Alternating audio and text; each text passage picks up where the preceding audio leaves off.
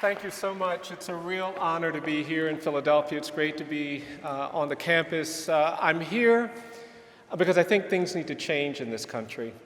I'm here because we have a problem with our criminal justice system. Meek Mill is in jail or prison, and he shouldn't be there. But there are thousands of other people in jails and prisons that don't need to be there. There are some things that we need to do in our community, and I want to talk about those things. This country has changed in some really radical ways over the last half century. In 1972, there were 300,000 people in jails and prisons. Today, there are 2.3 million people in jails and prisons. The United States has the highest rate of incarceration in the world. We've got 6.5 million people on probation or parole. There are 70 million Americans with criminal arrests, which means that when they try to get jobs or try to get loans, they're often disfavored because of that arrest history. We're doing terrible things to women and girls in this country. The percentage of women going to prison has increased 646% in the last 25 years. 70% of the women we send to jails and prisons are single mothers with minor children, which means that the lives of these children get disrupted as well. We do terrible things to people when they come out of prison. We disenfranchise the formerly incarcerated. We take away their rights, their access to the systems that are necessary to thrive and do well in this country. But it's the statistic from the Bureau of Justice that keeps me up latest at night. The Bureau of Justice now predicts that 1 in 3 black male babies born in this country is expected to go to jail or prison during his lifetime. 1 in 3. That was not true in the 20th century. That was not true in the 19th century. It's become true in the 21st century. The statistic for Latino boys is 1 in 6. And I could stand here all night and talk about the problem, but I didn't come here to talk about the problem. I want to talk about the solution. I want to talk about how we change things in Philadelphia, in Pennsylvania, in this country. And I do think there are some things we can do. The first thing I think we have to do is that we're going to have to get proximate to the poor, the excluded, the neglected, the marginalized, the incarcerated. We cannot change our system of justice and stay on the campus of the University of Pennsylvania. We can't change things by only going to the places where privileged people go and protected people go. We're going to have to go to the parts of the community where there's suffering and neglect. Many of us have been taught our whole lives that if there's a bad part of town, you should stay away from there. I used to spend time in North Philadelphia. When I was a little boy, you'd run down one street chased by gangs, and down the other street you'd be chased by the police. It was a place people said, don't go. And there was this marginalization happening, and it still happens in Philadelphia. We've got neighborhoods and communities where people say, stay away from there. And I'm here to tell you that if we want to change our system of justice, we're going to have to get proximate, closer to the people living in the communities where people are dealing with addiction and dependency, where they're traumatized and menaced by the police, where they're targeted and profiled. We're going to have to get into those communities, and we're going to have to get proximate to those who are suffering. The answers to how we change things reside in the places where there's inequality and suffering. And some of us think that we have to wait until we have answers to go into the jails and prisons, go into the communities, and I'm here as a witness that the answers come in proximity with those who are being targeted and menaced. There's a power in proximity. I grew up in a poor rural community. My grandmother moved to this city, and I had this amazing woman. My grandmother was incredible. She was the daughter of people who were enslaved. And my grandmother was smart and strategic. And when I was a little boy, my grandmother would come up to me and she'd give me these hugs. And she'd squeeze me so tightly, I thought she was trying to hurt me. And then an hour would go by, my grandmother would still see me, and she'd come over to me and she'd ask me, she'd say, Bryan, do you still feel me hugging you? And if I said no, my grandmother would attack me again. And by the time I was 10, my grandmother had taught me every time I would see her, I'd say, Mama, I always feel you hugging me. And I didn't understand what she was doing until I got much older, but there is power in our ability to wrap our arms around those who feel menaced and threatened and targeted. There is power in creating relationships with those who are in jails and prisons. I want us to fight for Meek Mill, but I want us to fight for all of the men and the boys and the girls and the women in this community who are suffering. And what does proximity mean? What proximity means is asking. We've got this new district attorney, it's exciting, but we've got to insist that there be a conviction integrity unit in Philadelphia that investigates wrongful convictions and sentences. We've got to insist that our system of education turns things around. You see, we've got this misguided notion the way we deal with education. I want the Department of Education to change the metrics, because you're not a good school just because you have test scores. If you expel a lot of students, if you suspend a lot of students, you are not a good school. If we make suspension and expulsion one of the metrics for whether a school is succeeding or not, things will change. We've got to start talking about these issues that have been menacing us and holding us. We've got to get proximate. There's power in proximity. And I'm here as a witness that when you get proximate, you begin to see things and understand things. But proximity won't be enough. The second thing we're going to have to do, if we're going to change our system, is we're going to have to change some of the narratives that have sustained inequality in this country. You see, there are these narratives out there. We have mass incarceration because our politicians decided to declare people who are drug addicted and drug dependent as criminals. We said those people are criminals, and we use the criminal justice system to deal with them. That's what created so many of the issues that are reflected in Meek Mill's case. We didn't have to do that. We could have said that drug addiction and drug dependency is a health problem, but we didn't do that. We said it's a criminal justice problem. Now, for alcoholism, we said, no, that's a disease. And if we know somebody who's an alcoholic and we see them going to a bar, we would never think, oh, let's call the police. But for drug addiction and drug dependency, we said, no, that's criminal. Let's put them in jails and prisons. And the reason why we did that has to do with the narrative.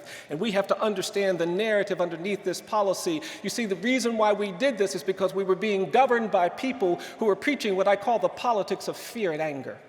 They wanted everybody afraid, and they wanted everybody angry. And if we allow ourselves to be governed by fear and anger, we're going to tolerate things that are unjust, unequal, unfair. And we've got to push back against this politics of fear and anger, because when we do that, we begin to change things. I've seen what it does. I've seen what it did to children. We began to change the narrative about children. We had these criminologists going around saying that some children aren't children. They said these kids may look like kids, they may act like kids, they said, but they're not children. They came up with a new term. They said these aren't children, they said these are super predators. And they used that label to demonize a generation of children, black and brown children in this community. And all of a sudden we changed the rules. We lowered the minimum age for trying children as adults. We started arresting 5- and 6-year-old children and putting them in detention facilities. Pennsylvania created the largest population of children sentenced to die in prison in the world. The largest population of children, 13, 14, 15, 16-year-olds sentenced to life imprisonment without parole right here in this community. And that narrative formed itself in ways that were threatening, and I've seen that narrative. We're trying to change that narrative. We've done some work. We've banned this sentence of life without parole for children, and I'm happy to report tonight that there have been 100 juveniles formerly condemned to die in prison released in the last 2 years. And I tell you that because it says to me that we can change things, but we've got to commit to changing these narratives. We also have to change the narrative about race in America. You see, there wouldn't be people like Meek Mill in jails and prisons if we hadn't been burdened by this history of racial inequality that we're still struggling with. There is this narrative of racial difference out there. It's like smog. It's in the air. It corrupts everything. And it doesn't matter how hard we try, it doesn't matter how kind we are, how just we are, we're going to be burdened by this narrative until we change it. We've got to talk about some things that I don't think we've talked about. You see, I think we have to talk about the fact that we live in a post-genocide society. There was a genocide in this country. When Europeans came to this continent, they slaughtered native people by the millions. Through famine, through war and disease. It was a genocide, but we didn't call it a genocide. We said these native people are different. We said that they're savages, and we used this narrative of racial difference to justify their abuse and exploitation, and then we haven't talked about it. And it was that narrative of racial difference that then allowed us to get comfortable with 2.5 centuries of slavery. And I don't think the great evil of American slavery was involuntary servitude and forced labor. I really believe the true evil of American slavery was the narrative of racial difference that we created to justify it. It was the ideology of white supremacy. We said that black people aren't the same as white people. They can't do this, they can't do that. They're not human, they're not fully evolved. The court said they're only 3/5 human. And that narrative of racial difference, that ideology of white supremacy, that was the true evil of American slavery. And if you read the 13th Amendment, it talks about ending involuntary servitude. It talks about ending forced labor, but it doesn't say anything about ending this ideology of white supremacy. And because of that, I don't think slavery ended in 1865. I think it just evolved. It turned into decades. It turned into decades of terrorism and lynching, and for decades, black people were pulled out of their homes. They were menaced, they were hanged, they were beaten, they were drowned, they were brutalized. And that era of lynching is something that we haven't talked about. Older people of color come up to me sometimes, they say, Mr. Stevenson, I get angry when I hear somebody on TV talking about how we're dealing with domestic terrorism for the first time in our nation's history after 9/11. They said, we grew up with terrorism. We had to worry about being bombed and lynched and menaced every day of our lives, and we need to understand how we got where we got. You see, there is this story that we haven't talked about, but the black people in Philadelphia, like my grandmother, the black people in Cleveland, the black people in Chicago, the black people in Los Angeles and Oakland and New York and Boston didn't come to these communities as immigrants looking for new economic opportunities. They came to these communities as refugees and exiles from terror in the American South. There's a line into these sections and communities, and we haven't talked about it. And then we live through this era of civil rights revolution. It's important that we talk about that, but I'm worried that even there, the narrative has to change. I'm going to get in trouble here, but I think we're too celebratory when we talk about civil rights in this country. I hear people talking about the civil rights movement, and it's starting to sound like a 3-day carnival. On day 1, Rosa Parks didn't give up her seat on a bus. On day 2, Dr. King led a march on Washington. On day 3, we changed all the laws and racism was over. And it would be great if that's our history, but that's not our history. Our history is that for decades in this country, we said to black children, you can't go to school because you're black. We said to black people, you can't vote because you're black. My parents were humiliated every day of their lives because of their color. People were excluded from jobs in this city because of their race. They were gerrymandered, they were segregated, they were brutalized, they were humiliated because of race, and we haven't talked about it. And because we didn't talk about it, today that narrative of racial difference still lives. And the reason why people like Meek Mill are in jails and prisons is because even now there is a presumption of dangerousness and guilt that gets assigned to black and brown people. And it doesn't matter if you're a graduate student at the University of Pennsylvania. It doesn't matter if you're a doctor. It doesn't matter if you're kind. It doesn't matter if you're talented. It doesn't matter if you're a rapper. It doesn't matter if you're rich. You will go places in this country if you're black or brown, and you're going to be presumed dangerous and guilty. And I'm getting old enough to tell you that when you live a life like that, it starts to get exhausting, navigating these things. I've been practicing law for over 30 years.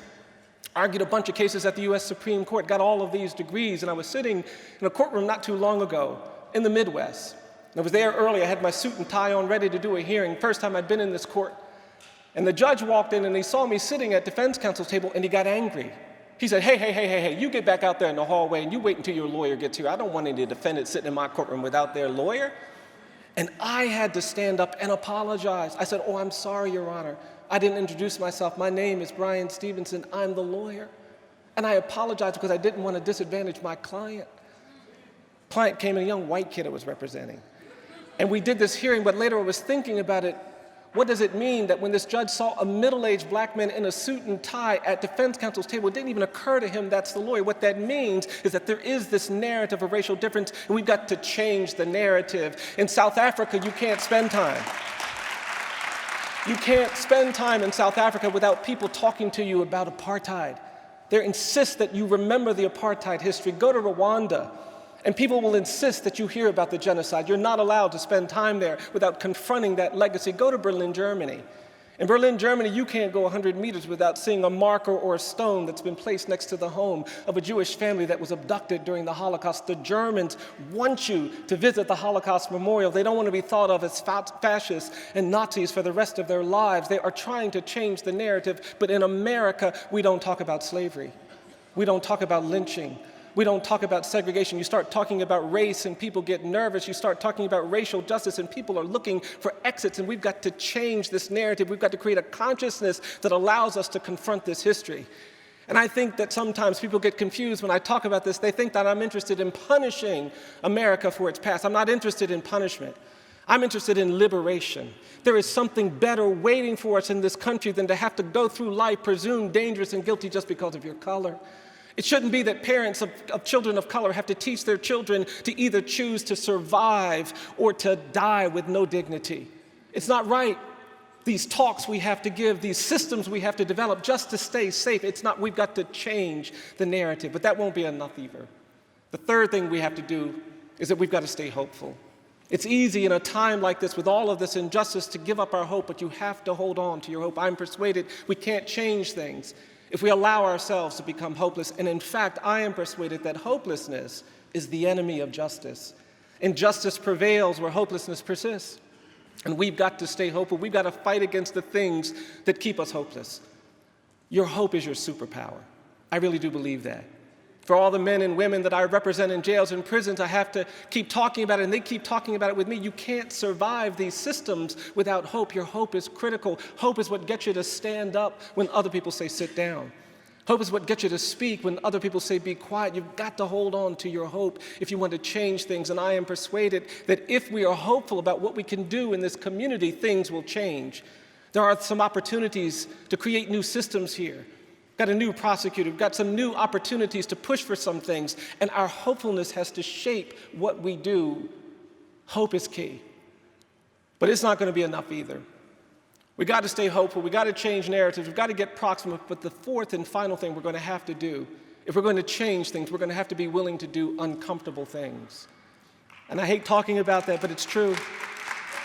We can't change things if we're unwilling to do uncomfortable things, because it's only when we do these uncomfortable things that we sometimes recognize our power. There's a different metric system when you're trying to change the world, and I just want to say to each and every one of you that I hope you'll look for the uncomfortable things. And we're human, right? And that means we're biologically and psychologically programmed to do what's comfortable. We like comfort, which means we're going to have to choose to do the uncomfortable thing. And there's a different metric system when you're trying to do these things. You students who are here, I know sometimes you're bombarded with these other kinds of narratives, and I want every student here to study hard, to do really well, to really understand the things you're studying, to master the topics that you're thinking about, that you're studying, because we need you to be smart and capable and strategic. But I also want to say to each and every one of the students in this room, don't ever believe that your grades are a measure of your capacity to change the world, because they're not.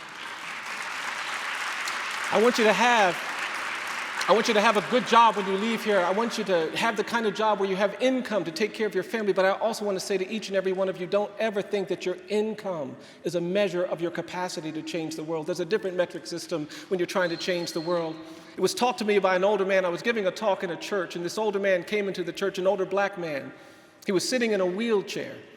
And he was staring at me the whole time I was giving my talk. I couldn't figure out, why is he looking at me so sternly? He had this stern, angry look on his face. I couldn't figure out why he was doing that, but he was sitting in the back just staring. And I got through my talk, and people came up to me, and they were very nice and appropriate, but that older man kept sitting in the back just staring. And finally, after everyone else left, this older man wheeled himself to the front of the church, and he came down the aisle of that church with this stern, angry look on his face. And when he got in front of me, he put his hand up. He said, "Do you know what you're doing?" And I just stood there. And then he asked me again, he said, "Do you know what you're doing?" And I stepped back and I mumbled something. And then he asked me one last time, he said, "Do you know what you're doing?" And then that older man looked at me, he said, "I'm going to tell you what you're doing." And then this man said to me, he said, "You're beating the drum for justice. You keep beating the drum for justice." And I was so moved. I was also really relieved, because I just didn't know what was about to happen. And then this man grabbed me by my jacket and he pulled me into his wheelchair. He said, "Come here, come here, come here. I'm going to show you something." And this older man turned his head. He said, "You see this scar I have behind my right ear?" He said, "I got that scar in Greene County, Alabama, 1963, trying to register people to vote." He turned his head, he said, "You see this cut I have down here at the bottom of my neck?" He said, "I got that cut in Philadelphia, Mississippi, 1964, trying to register people to vote." He turned his head, he said, "You see this dark spot?" He said, "This dark spot, that's my bruise. I got my bruise in Birmingham, Alabama, 1965, trying to register people to vote." Then this man looked at me, he said, "I'm going to tell you something, young man." He said, "People look at me. They think I'm some old man sitting in a wheelchair covered with cuts and bruises and scars." He said, "But I'm going to tell you something." He said, "These are not my cuts. These are not my scars. These are not my bruises." He said, "These are my medals of honor." You see, I think we have talented men and women in our jails and prisons. They've been cut, they've been bruised, and they've scarred, but they are more than those things. In fact, my work is about 3 simple things. I believe that each of us is more than the worst thing we've ever done. Anybody who thinks that Meek Mill is just some thug or somebody who had a gun or somebody who used drugs is misguided. We know that he's more than that, but not only him, each of us is more than the worst thing we've ever done. If somebody tells a lie, they're not just a liar. If they use drugs, they're not just a drug addict. Even if they hurt somebody, they're not just a thief or a criminal. And we've got to understand that we can't exercise justice until we know the other things that people are. The second thing I believe is that we cannot continue with this fantasy that the opposite of poverty is wealth. I don't believe that.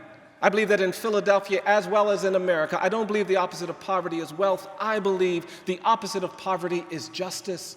And when we do justice, we deconstruct the conditions that give rise to what creates poverty. And finally, I believe that if we're going to have a great city here in Philadelphia, if we're going to have a great nation, we cannot look at how we treat the powerful and the rich and the privileged. We're going to have to look at how we treat the incarcerated, the poor, the neglected and condemned. That's the context that's going to show us where we're going to go. And so tonight, I want you to know that we can change things. If we're willing to get proximate, if we'll stand up not only with Meek, but for all of those people wrongly convicted and unfairly sentenced.